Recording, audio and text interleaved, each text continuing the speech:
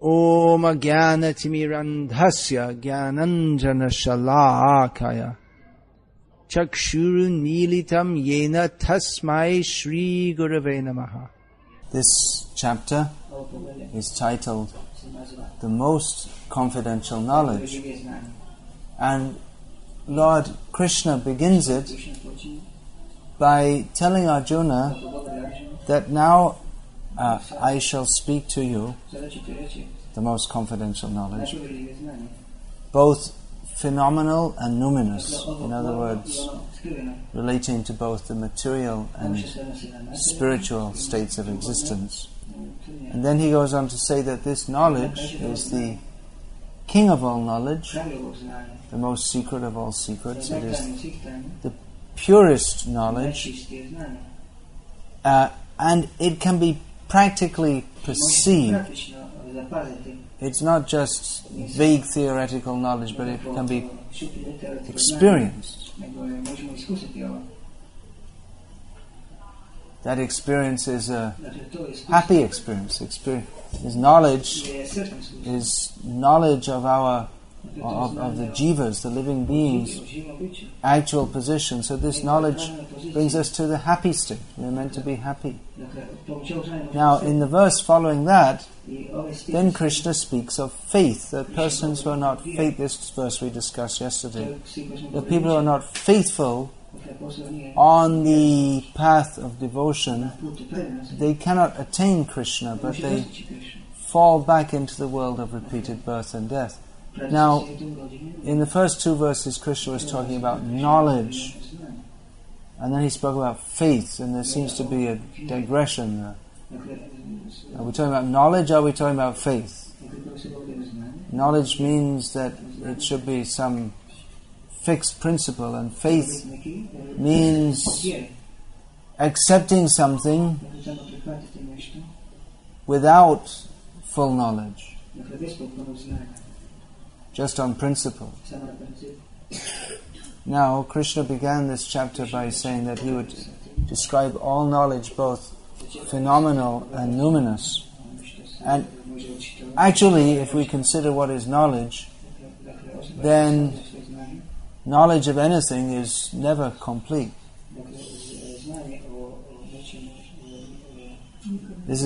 I'm pointing at a screw in the harmonium. Very profound. Screw in the harmonium. Not a very profound topic, but you could spend all your life studying it and write hundreds of books from various perspectives. How harmoniums were developed. It's not a traditional instrument. It was developed, 200 years ago? Something like that. 300. Well, they're big church harmoniums, and then they made these portable ones. And then this design with the folding lid, which the screw is in the hinge of the folding lid. Then you could discuss the invention and development of hinges and what's the different kinds of materials, why they chose brass. I can't see the screw properly. Maybe that's made of steel. The development of steel, and then the atomic and molecular structure within the screw, and then development of screws, and who invented it, and where the materials came from, and what are the techniques involved in the extraction of iron ore to make it. And from this one screw you can find out the whole universe practically. It's only a screw. So what to speak of spiritual knowledge? Are you going to understand everything about it? I know everything about God. I know. If anyone says, I know anything about everything, you should immediately pick them up, throw them in the garbage bin and put the lid on. Means they're fools. This Prabhupada quoted this Isaac Newton, who is considered the greatest genius of his time and is famous in history as one of the greatest genii, is that the plural of geniuses? that you don't usually say in plural because there are not that many of them.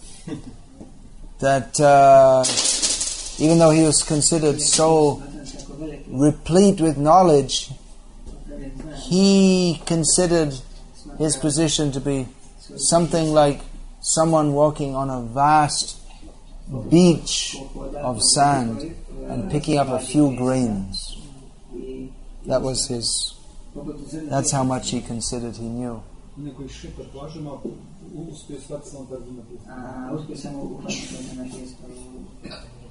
Because when one actually goes deeply into any subject, then he comes to find out how little he knows about it. You see, whatever subject you take up, in the beginning it seems just, you read one or two books and it's finished, or look at something, but then the more you get to know about it, the more you get to know how vast any subject is. One Ayurvedic doctor I was speaking to, Paneri, you went to see him? He's Dr. Paneri. So he said he's well known, internationally famous Ayurvedic physician. So he's not one of these pop Ayurvedic physicians. They pick up a few books and declare themselves an expert. We have in countries like Croatia, we have plenty of them, and self-made astrologers and Ayurvedic and Vastu experts. But he actually was trained by his father, who was trained by his father. There's a tradition. You have to be trained. You just can't think you know it by reading books. So he's an accomplished physician and famous. You don't become a famous physician just by hype. You know this word hype? It means just making some advertisement. They build an image of you, but there's nothing there. But you have to actually be successful in curing people, and then you get a reputation. So he told me that he's setting up an institute for Ayurveda and teaching it and all this. But he said, I really feel I don't know very much about it. I mean, I know enough to be confident to treat people, but when we consider the vastness of the science, then what do we know? So, then it comes in the question of faith. We're discussing the relationship between knowledge and faith. Knowledge in any field, to a large extent, is faith, because the modern system of acquiring knowledge is by research, hypothesis, observation, hypothesis, research. That's supposed to be the scientific method, but it's not that everyone who goes and studies science, it's not that they verify everything themselves. They accept that other people have experimented and come up with these conclusions, and it's accepted, so they just accept it. It would be good actually if they did some more actual experimentation, for instance, to find out if the evolutionary theory is true, and then find out that there's still a theory and there's no proof whatsoever. The so-called proof is bunkum. It means nonsense. It's a hoax. There's no actual proof. But their knowledge is built on faith in the findings of others. In the Vedic system, faith is built on faith in Shastra.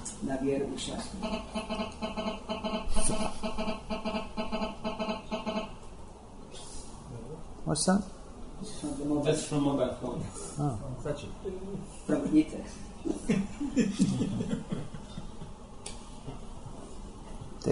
You can't have it so you put your own sound in, then you're going to have Hare Krishna like that. You must be having. You have to pay more for that, though. So faith in Shastra, based on the principle that this world is going on in, from what we can see, to a large extent, an ordered manner. We couldn't study anything if there was no order. If there was no order, then in nature, then there'd be no physics, biology, chemistry. Mathematics is a wonder in itself, how there's numbers, almost magically it seems, the interrelationships of numbers at all levels of mathematics. So, faith in Shastra is based on the principle of accepting that behind all this order, there is an orderer who knows what's going on. As the modern Rishi, I guess you could almost call him a Rishi, Einstein. He's like, Rishi means one who sees. He sees the Vedic sounds. So Einstein had some, not vision into the Vedic sounds, but he had some vision into the subtle workings of the universe. So one of his famous sayings that I don't believe God is playing dice with the universe. Playing dice with the universe. His protest against chaotic quantum theory. So there's order. There's order. It suggests that someone put it in order. Just like another story of Newton. He had an atheistic friend who believed that the whole universe came into being by chance. So Newton made a model of the universe as it was understood at that time with a crank, which when you turn it, all the planets started moving. And then his friend came to visit him one day, came to his study, and he showed him this machine showing how all the planets are. He said, "Wow, that's wonderful. Who made that?" I said, "No one. Just happened to be there one day, but just by chance." I said, "Come on, who made it?" I said, "I'm telling you seriously. I just walked into my I was outside my study and I heard this explosion." We didn't have Big Bang Theory in these days. We're just extrapolating a little bit here. And, I walked in and there was, just by chance. Well, that's not possible. Well, could be. I mean, if you left everything long enough, anything could happen. If you left enough monkeys with typewriters for long enough, they could type out all the works of Shakespeare. Come on, why are you laughing? We're talking science here. So then Newton told him that, you see, you don't believe this little model of the universe came into being by chance, but you believe the whole universe, which is 1,000,000 times more complex, came into being by chance. So who's the idiot, you or me? So that there is order in the universe, there's something behind it, and there's meaning and purpose is suggested by the very fact that we find order and meaning, that there is science at all. So, at the same time, our position is like that I was saying yesterday, ants running around on a little dish with limited intelligence and limited sensory abilities and cognitive abilities. So, how much can we understand? But if the orderer or the director of the universe gives us knowledge, then we can understand by His grace. So that faith is required. It's not unreasonable faith. And now, having made that leap of faith, which you already have, otherwise you wouldn't be coming here, presumably. But sometimes, because we live in the atmosphere of faithlessness, or fuzzy faith, Fuzzy faith means people of blind faith. Fuzzy? No, fuzzy doesn't mean blind. Fuzzy means unclear. Like the television when it's not tuned in properly.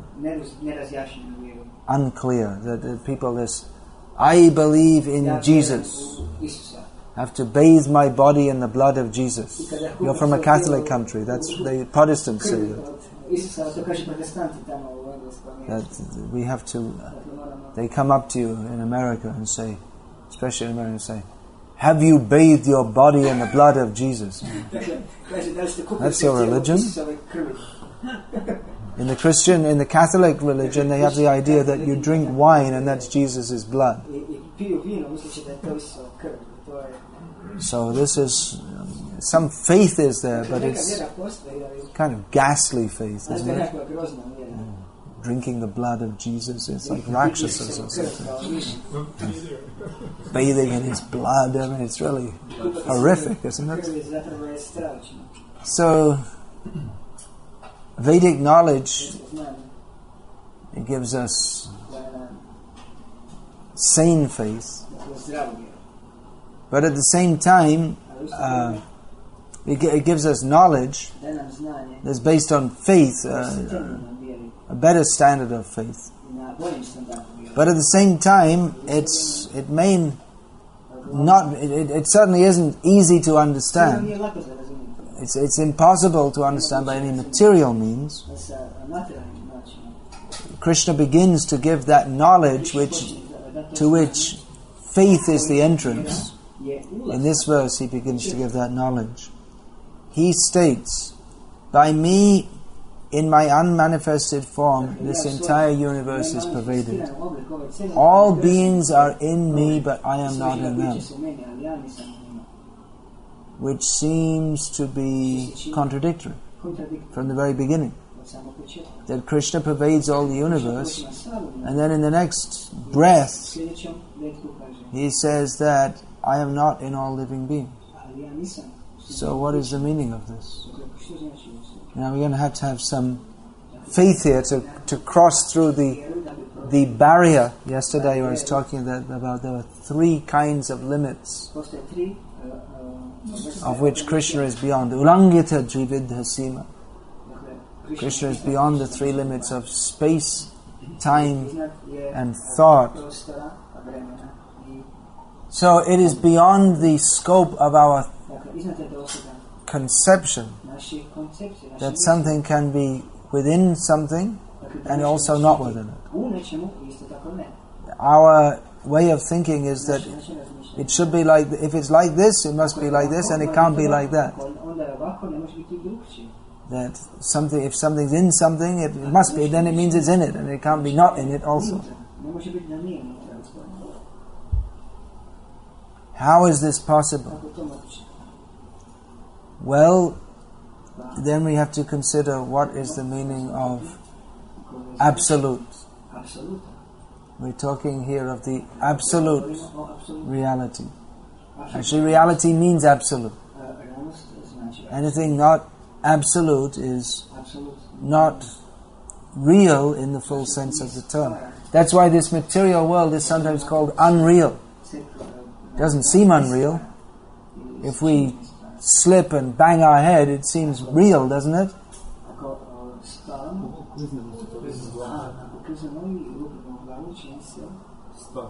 But it's considered unreal in the sense that it is temporary. It's not permanent reality. The sensation of having a painful knock on the head is temporary, and also it's unreal in the sense that it has no intrinsic connection with the soul, who we actually are. So this material world is real and unreal at the same time, because it is reality, but it's not absolute reality. Absolute, that means that which is perfect and complete in all respects. Now, if we consider complete,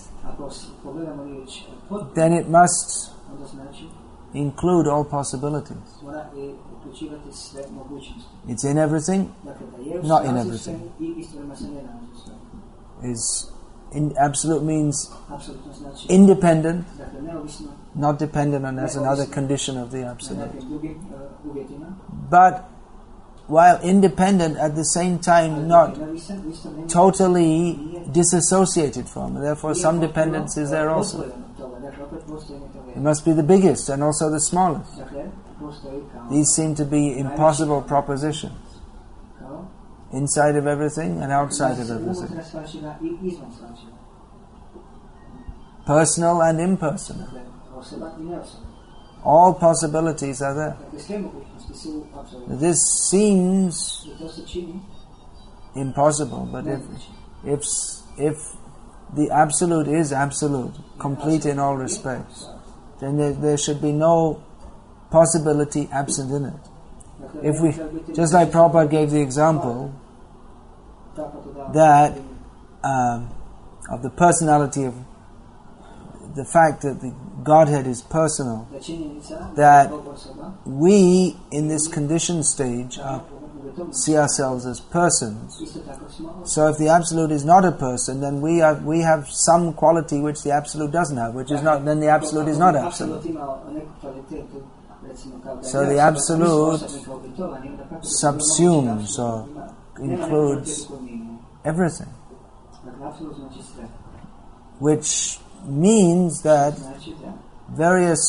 what appear to us to be various contradictions must be there. But that is possible for the Absolute, because the Absolute is absolute, that all contradictions can simultaneously reside in the Absolute. Thus Krishna is within everything and not within everything.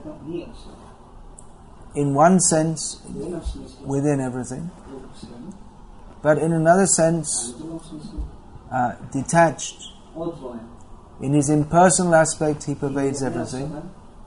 Andantarasta paramanu chayantarastam. He enters within the universe and within each atom. And still, Goloka eva nivasati akilatma bhuto.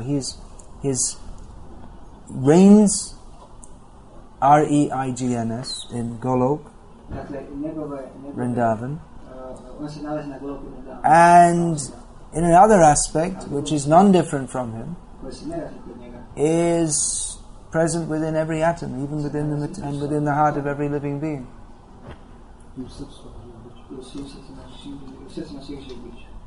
So how is that possible? If he's in one place, how is he in another place? Not possible for us. Not possible for us even to imagine. And we will say, well, if he's in Golok as Golokanath, the Lord of Golok Vrindavan, then how can he also be present in every atom? It must be someone else. It must be his brother or his son or his ambassador or someone like that. But no, it's the same. Krishna, in another aspect which is non-different from him. He can be like that because he is absolute. He's not limited by the limits that we have. Advaitam achutam anadim ananta rupam adyam purana purusham navayovanam cha. He is one person. He is achuta. He doesn't fall under the limiting potency of the material energy. He is the Lord of the material energy. He is the origin of everything. He has no origin. He has unlimited forms. Even he is one person, but he has unlimited forms that appear to act as different persons, but are not. So this is not possible to understand by mundane intelligence, but by spiritually infused intelligence. When we understand that we are limited and Krishna is unlimited, or the absolute, which means Krishna. But now if you consider philosophically, then we'll say absolute. And then if you come, the absolute means also all loving, all kind. Oh, this must be Krishna. And actually that is him. We say the absolute, that means Krishna. If we're approaching by the philosophical process, or if we're trying to understand philosophy, then we say absolute. And then to understand fully, then he is not simply a principle, but he is Radhanath, on the swing with Radha, Gopinath, Golokanath. Here, Krishna is, in this part of Bhagavad-gita, Lord Krishna is not describing himself as Radhanath, but he is explaining himself as Advaitam Achutam Anadim Ananta Rupam, as the absolute principle on which everything rests, in which everything rests, who is everything and yet is aloof from everything simultaneously. So this, Krishna is saying, is the most confidential knowledge. Why? Because that cannot be understood by any amount of, or any level of material understanding. Einstein couldn't understand. He's maybe the most materially intelligent person, probably the most materially intelligent person of the 20th century. But he couldn't understand, at least in that lifetime, he couldn't understand Krishna. He couldn't even understand what the soul is. So he was gifted with tremendous insight into the workings of the universe. But some of the most basic principles of the workings of the universe, the laws of karma, how God is working, he himself said that after all my investigations, I simply want to know how God created the universe. But his idea of God was, if we want to discuss Einstein's idea of God, then we come out as an atheist. So, like most people who say they believe in God. So, he couldn't understand such a big brain. Now we have in the modern age there lauding this Stephen Hawking as the modern successor of Galileo and Newton and Einstein, and he's also a big atheist, and it is stupid Big Bang Theory. Really stupid. But a very, very intelligently constructed nonsense. So intelligently that most people can't follow.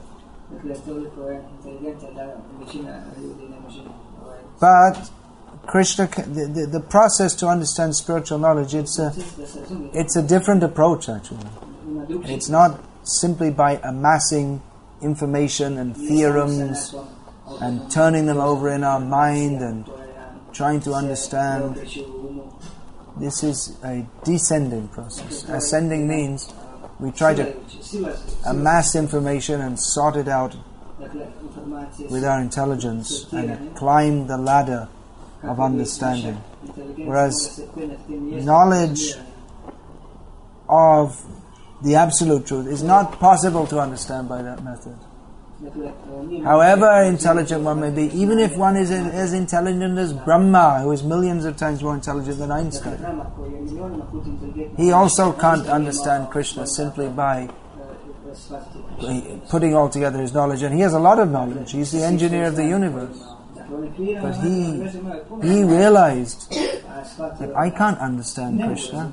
Jananta eva janantu kimba huta chame prabhu manasa vachasava vacha vaibhavang tavagochara. He said that someone may say, others may say, that yes, I understand Krishna. Let them say it. But as far as I'm concerned, I think that neither through physical, mental, or vocal efforts is it possible to understand Krishna's glories. Then how to understand? He himself has told us. Atashi. What is that? Atashi. Now I'm reading this. Atashi Krishna. There's another Ata. Prasada Leshana. I got stuck up on this first word here because it's quoted here. Prasada Leshanu Grahite Vahi Janati Tattvam Bhagavan Mahimno Nachanya ekopi chirang vichindran atopi deva. He says that it is not possible to understand you, Krishna, even by studying for many, many millions of years. But one who gets a little drop of your mercy, he can understand. So Krishna can be understood by the descending process. When he gives us the mercy to understand him, then we can understand. And that also not fully. Because even Krishna doesn't understand himself fully. There you go, there's a contradiction. The Krishna's glories are always expanding. So it's said like that Krishna doesn't have. He of course he understands himself fully, but he also doesn't understand himself fully. And we can't understand that. But we can accept that Krishna's glories are non-different from him. That they're so great that they're always expanding. So Krishna is always trying to catch up. Not that he's incapable. He also understands. So these are very high topics. That's why it's called the most confidential knowledge. But Krishna is presenting this here. When we say it's only by His mercy, that doesn't mean that we don't try to understand Bhagavad-gita. Because His mercy comes in the form of Bhagavad-gita. Our own intelligence is also to be used. Krishna spoke to Arjuna in an intelligent manner. Our intelligence is to be used, but that intelligence is to be subordinated to the knowledge given by Krishna in submission and faith and service. Then we are blessed to understand. If we're going to say we understand, understanding means use of the intelligence. So it's not that you just wait for Krishna's mercy and then it all comes and then you just understand. But understanding means there's some intelligent faculty, use of the intelligence. But that intelligence has to be subordinated to Krishna's intelligence. Then we can understand. It's like getting on the same wavelength. As long as you're not on the same, you're trying to tune in on the radio. As long as you're not on the right wavelength, you can't understand it. You have to be exactly on the right wavelength, and then you can hear very nicely. So if we're not on the same wavelength as Krishna, then we can't understand it. However nicely however expensive a radio set we have, we have to tune in to get the right signal. So we have to know where to tune in. If we tune into the wrong station, we'll get the wrong message. So we have to tune into Krishna. But that tuning in, again, it's not a physical with tuning in you can tune by... How do they do it these days? When I was a kid, they used to do it by turning a button. It's probably... How do they do it now? Digital, I see. Okay. I'm a long way out of date with all these things. So if you don't get it right, then you don't get it. So you have to be right tuned in, but it's not a mechanical process like turning a button or turning a knob or typing in the right number, is it, or what? Anyway, somehow. But the process to understand Krishna is, because this wavelength example is it's a simplification. So to be on the same wavelength as Krishna, one has to come to that platform through service and submission and faith that Krishna is not cheating me. He knows everything. He's our ultimate well-wisher. So that getting on Krishna's wavelength means not becoming the same as Krishna, but accepting one's position of subordination to Krishna.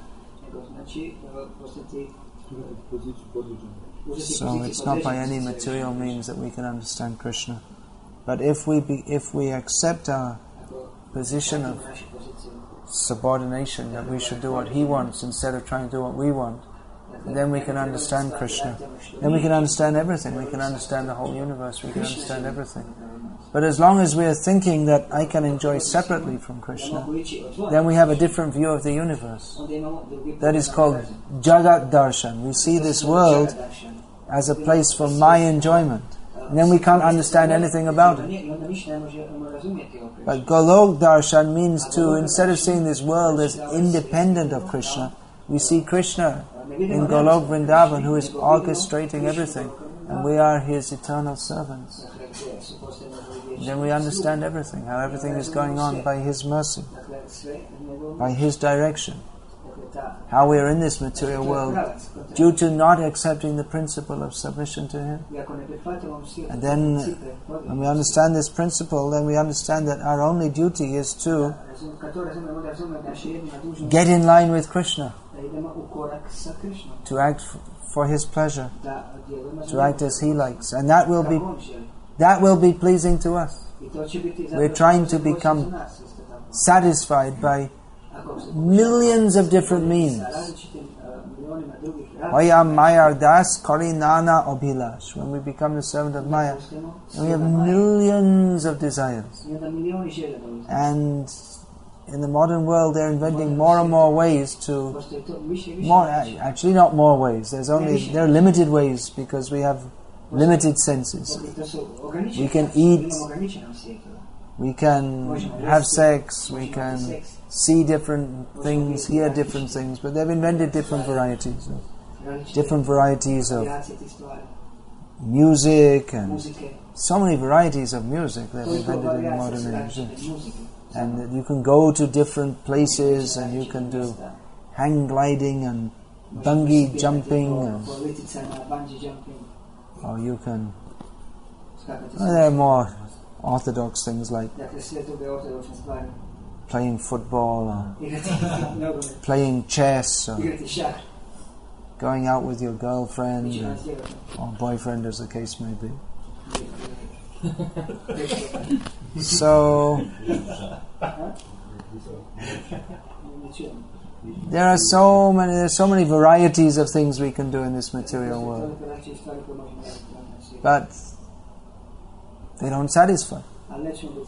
We think, oh, I should do that. That will be nice. That will give me pleasure. And we do it, and it doesn't give us pleasure, or it gives us pleasure in a limited manner, never up to the level that we expect it to. Now it's the holiday season. People are driving from Germany to Croatia to enjoy themselves,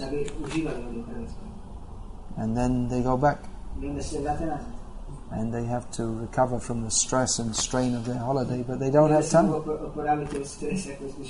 because they have to go back to work. So this attempt to enjoy the material world or understand the material world is always unsuccessful. But there's one little secret, that if we simply accept that there is Supreme Orchestrator, and our position is not the conductor of the orchestra, our position is playing the cymbals or the violin or something. We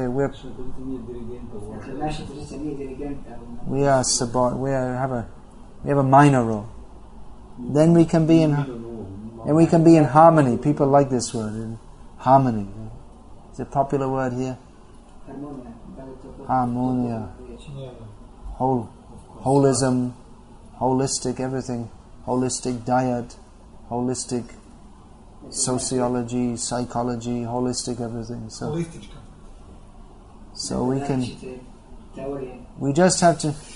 we have to understand what our position is within the universe. Actually, our position is not within the universe, it's within another universe. That's why we can never be satisfied in this universe. When we understand our constitutional position, then we understand everything. What does that mean, we understand everything? We know everything. Does that mean that we know what the people... We don't say, well, a devotee of Krishna knows everything. Krishna says, Yomameva samudho janati purushottamam sasarvavid bhajati mam sarva bhavena bharata. Krishna says that one who, without being bewildered, knows me as the Supreme Personality of Godhead, the Supreme Enjoyer. He knows everything, and therefore he engaged in my devotional service in all respects. So you know everything. You know everything. So how can we say we know everything? We don't even know that people in the next apartment what they're doing right now, or even if they're there. So how can we say that we know everything? Know everything means we know how things are going on. We know the basic principle. There's Krishna, and there's us, and there's Maya. And we have to serve Krishna, and directly means through his antaranga or internal potency. Or we can serve Krishna through his Maya Shakti, his external energy. And then we suffer in this material world. So to know everything means we know the basic principles of everything. One of the important ones of which is being explained by Krishna here. How he's within everything, yet simultaneously aloof from everything. It requires faith to understand that. Faith to take our intelligence beyond that which can be measured. Science means to measure everything, isn't it? Well, that's one definition of Maya.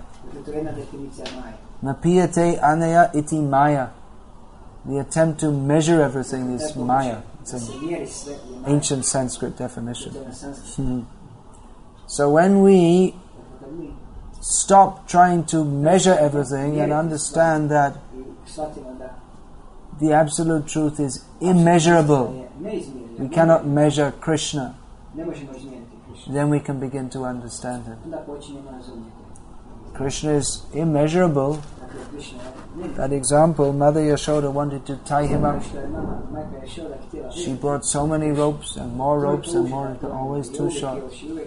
Because by no material means can Krishna be bound. But eventually Krishna saw, she's struggling so much, my poor mother. Okay, let her tie me up.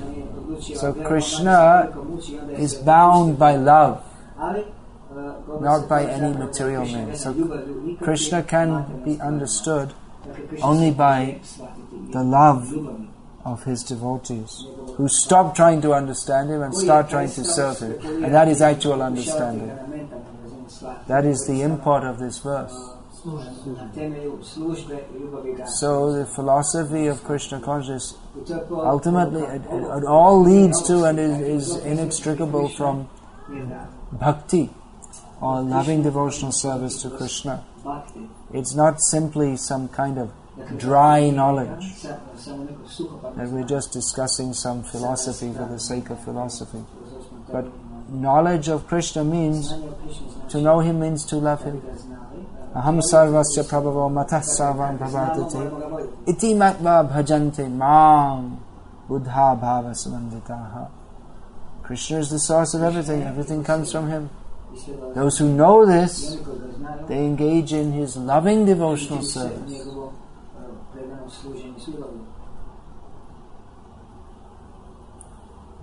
To come to the platform of love, we may first have to come to the platform of respect. So Krishna needs to be suitably respected. If we hear about Krishna's intimate pastimes without understanding his absolute position, we may consider him in a non-absolute way and disrespect him, either by considering him a worldly enjoyer and rejecting him as immoral, as some people do, or we may consider ourselves without thinking like that, in another way we may disrespect Krishna by considering ourselves eligible to join in his loving pastimes without ourselves being free from mundane lust. So we overestimate our eligibility and want to enter the spiritual world while still in a contaminated state. Contaminated means contaminated by lust, greed, and all the different mental contaminations of the conditioned soul. So one has to become prepared to join the loving pastimes of Krishna by understanding his absolute position and out of respect, approaching Krishna in loving devotional service. So the nature of bhakti in the stage of sadhana, it is performed with great respect, and gradually as that respectful service, as we develop in that, then we can gradually come to the stage of spontaneous loving service. But first we should come onto the transcendental platform. Krishna is giving us the knowledge by which we can do so. Hare Krishna. Is there any question about this?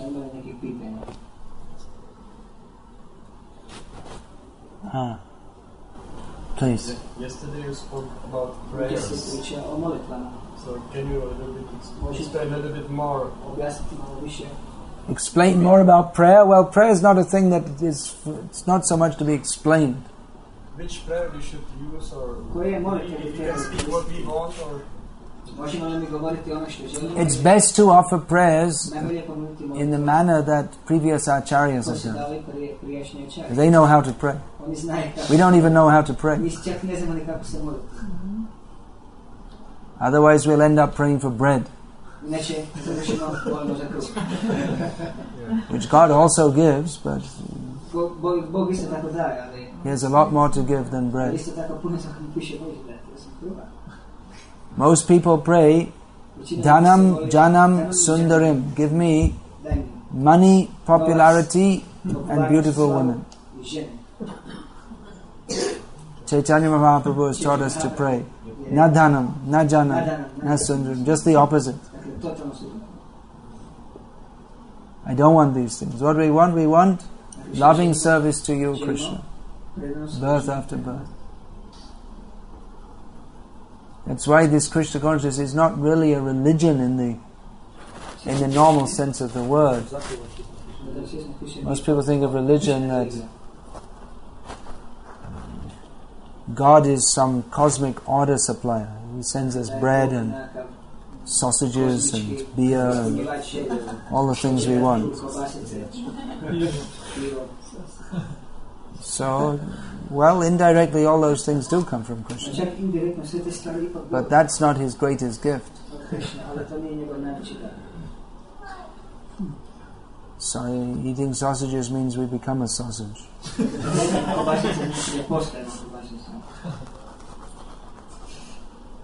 Someone may be eating his father in the previous life.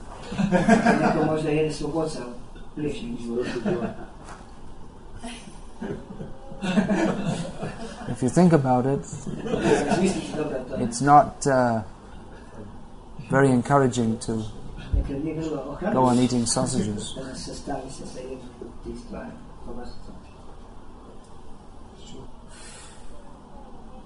Yeah, please. To give a book to somebody and not to explain what is it about. Oh yes, it's good to give books. Sometimes we find it's better not to explain. Because if you try to explain, they may not take it. But actually these books are not ordinary books.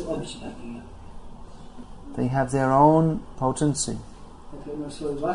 And anyone who takes a book, one of Srila Prabhupada's books, then they attain a certain kind of spiritual eligibility which they themselves are not aware of. And the time will come when they will be ready to open that book. It may be immediately, but in most cases not immediately. Sometimes devotees are, why are we distributing these books? But eventually people read them, or someone else may read it. When I first saw Prabhupada's books in this lifetime, I wasn't ready to see that. I didn't want to look at them. My friend at school told me I got some. At the weekend I went to London, I got some books from Hare Krishna people. He was very enthusiastic to show them to me. I said, I don't want to see them. I know these Indian gurus, they're all cheaters. I don't have anything to do with it. So I wasn't ready at that time. But later, I was in someone's house and they had a book of Prabhupada's, and they had it but they hadn't read it. I asked, can I read it? Sure.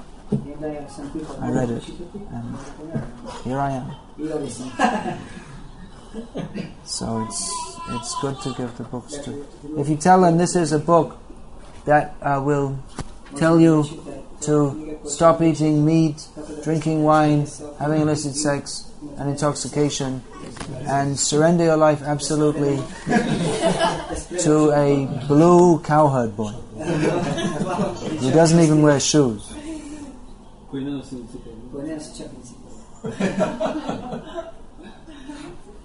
probably won't take the book. Of course, to give the book, we usually have to preach something. We tell people that. What do you tell them? You get peace of mind, mental satisfaction. Release the stress. Release, helps you to overcome stress. Ancient mantras. Yoga is very popular. Yoga. How to be happy. Yeah. Ancient techniques for being happy. This kind of thing. Something vague. You tell them very specifically, then probably won't want to buy it. You ever show the pictures of Nrsimhadev ripping Hiranyakashipu to pieces? That might be a good one. What do they call these people? The punks or something? They still have them around? They're a bit out of date now.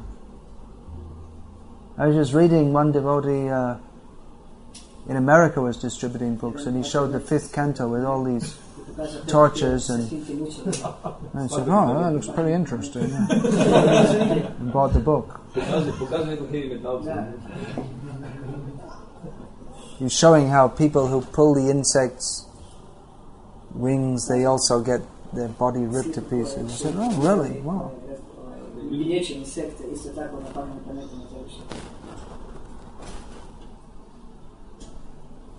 Are you distributing Prabhupada's books? That's good. I'm not speaking too much, so that's why I'm asking. Yeah. Well, generally we find that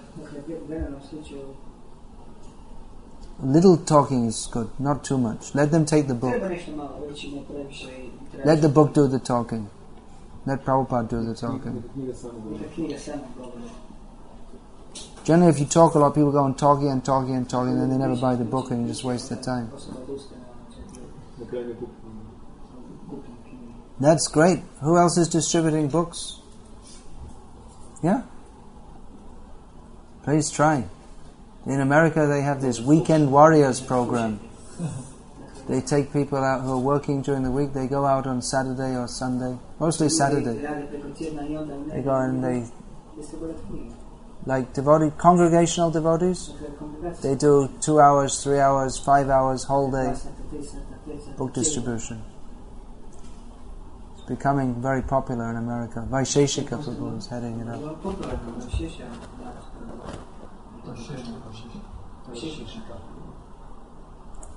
So that's a good program.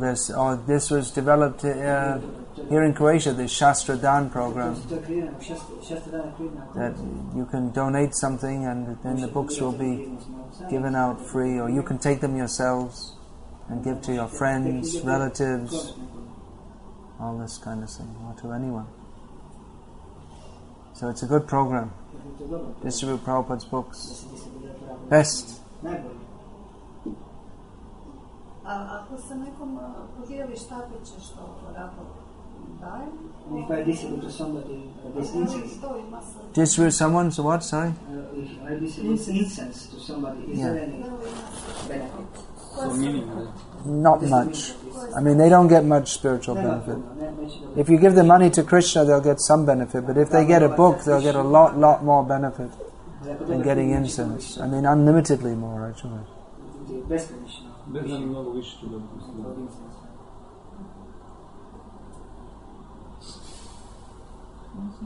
What is that? Nahi Sadrisha. Oh. About transcendental knowledge.